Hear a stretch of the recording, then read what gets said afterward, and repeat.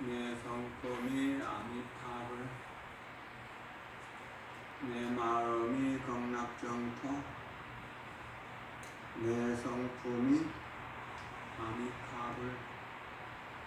화를 공부하면서, 불교를 공부하면서 마음이 너그러워졌고 평화로워졌다고 말하는 사람들이 더러더러 있습니다.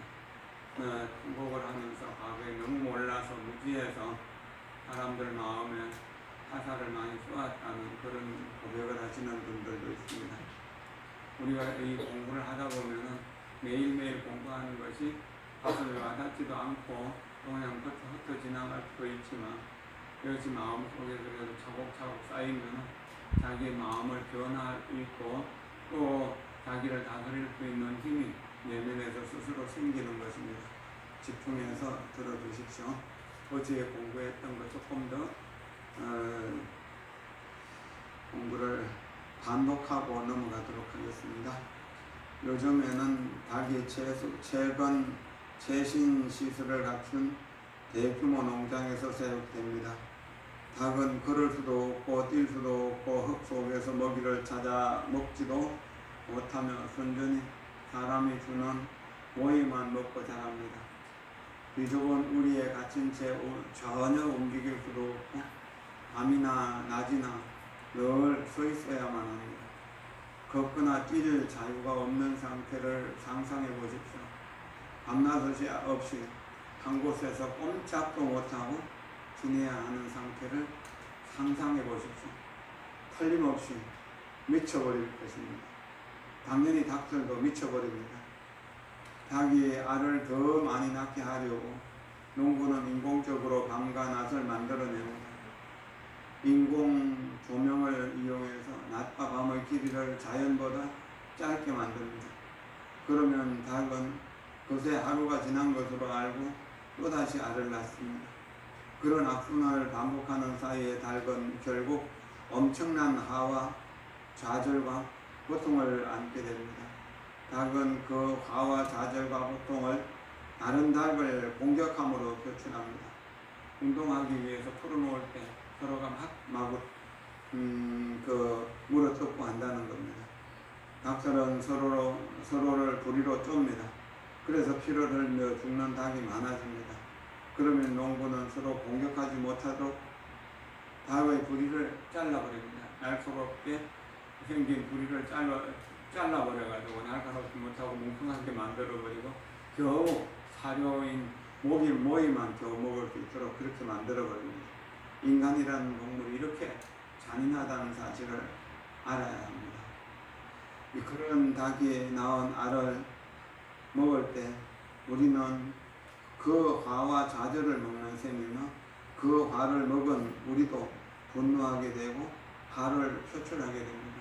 요즘 청소년들이 묻지마 범죄라든지 또는 의미 없이 공연히 사람들을 괴롭히는 어떤 것, 또 화를 달래는 것들도 그런 것과 기인합니다.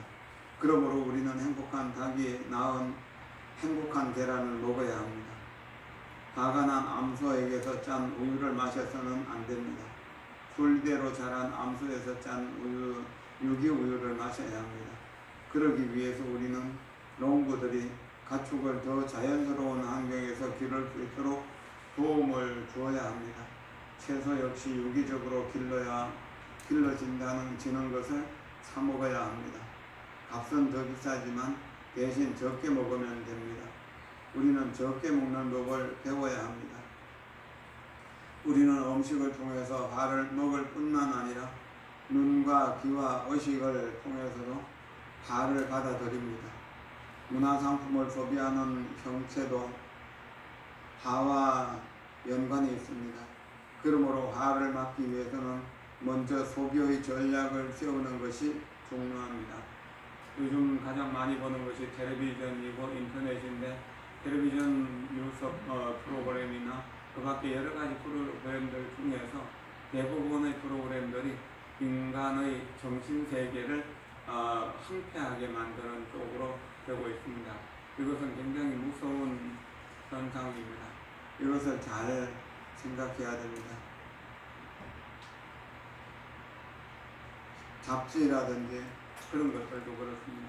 그래서 가능 아니면은 인터넷 좀 덜 보고 텔레비전 덜 보고 사는 것도 좋은 것이고, 보려고 그러면 정말 건전한 프로그램만 보도록 정신 차려서 명상을 하듯이 텔레비전을 보고 음식을 먹고 해야 된다는 것입니다.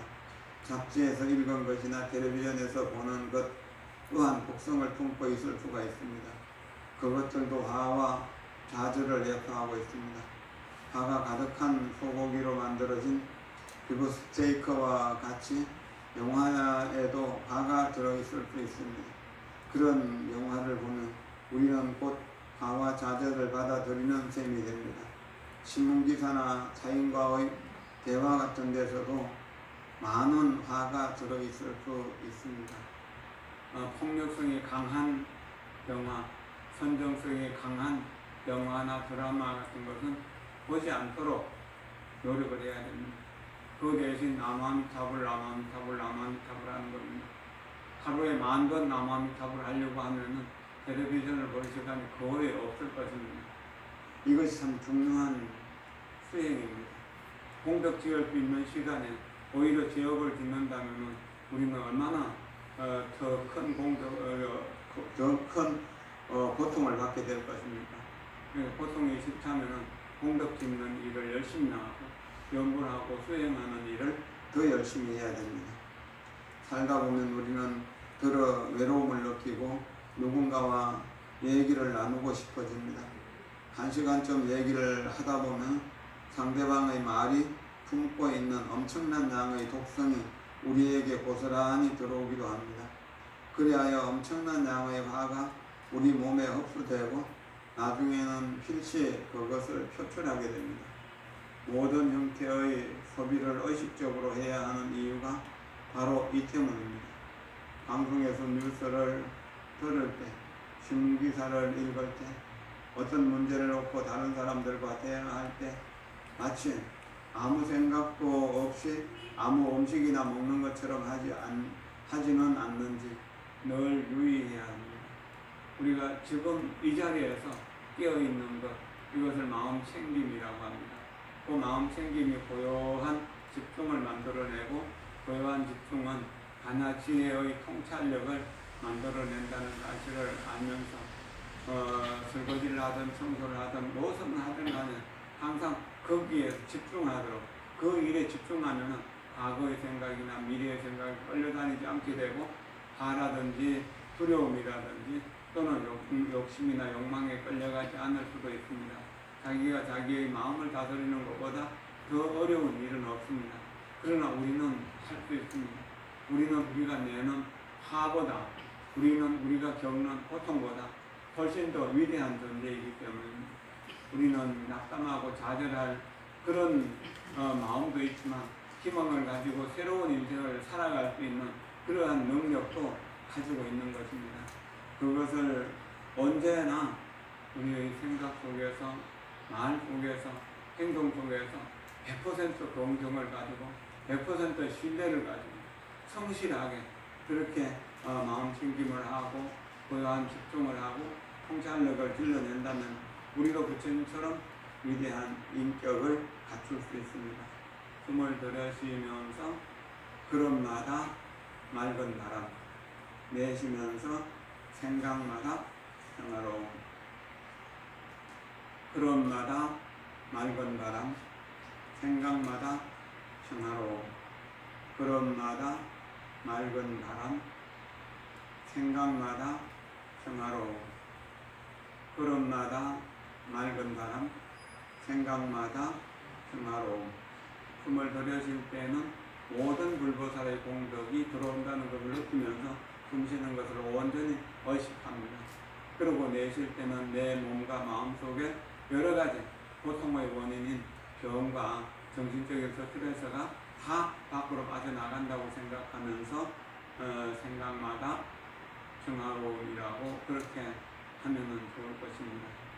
숨을 들여쉬고 내쉬는 것을 제대로 관찰하면서 숨을 들여쉬면서 아미타불, 내쉬면서 아미타불 이렇게 하는 것도 좋을 것입니다. 언제나 내 정신을 바짝 차리고 살아가는 그런 습관을 가지는 것은 우리가 행복을 창조하는 아주 좋은 비결이 됩니다. 고맙습니다. 감사합니다. 오후에는 1시부터 정토 수행이 있으니까 공원에서 점심 공연 드시고 정토 수행하고 가도록 하십시오. 감사합니다.